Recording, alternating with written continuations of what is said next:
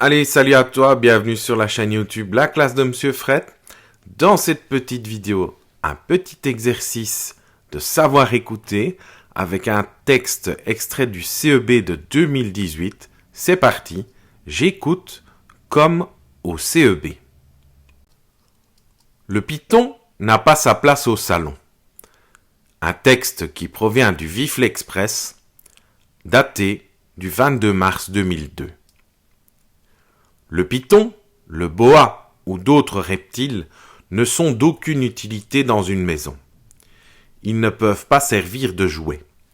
Cependant, aujourd'hui, dans notre pays, de nombreuses personnes possèdent dans leur salon des animaux exotiques tels que des caméléons, des perroquets, des iguanes ou des serpents.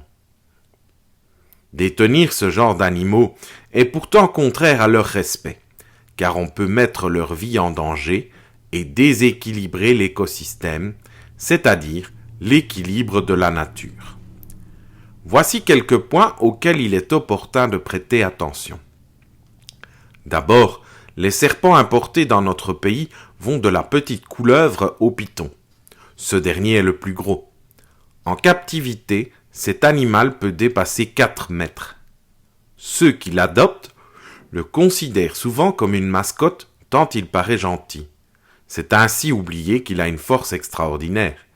Imaginez qu'un jour, alors qu'il est enroulé autour de votre cou, il devienne nerveux. Il y a aussi des serpents qui s'échappent. Souvent, on les a déposés dans un petit bocal en plastique en pensant qu'ils ne pourraient pas en sortir. Mais c'est une grave erreur. De plus, quelques propriétaires changent d'avis et vont alors les abandonner dans un bois, un parc ou le long d'un cours d'eau. Quand le python se retrouve en liberté dans un endroit qui n'est pas le sien, sa vie est en danger.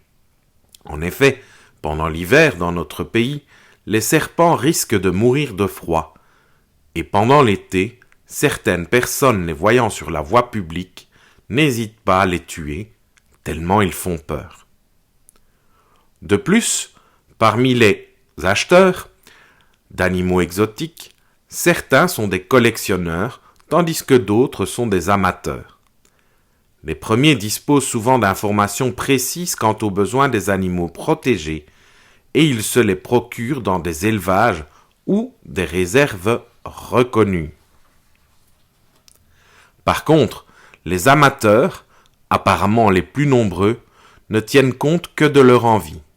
Ils n'hésitent pas à s'approvisionner dans des magasins ou chez des particuliers peu recommandables et placent le plus souvent ces animaux dans des conditions pénibles.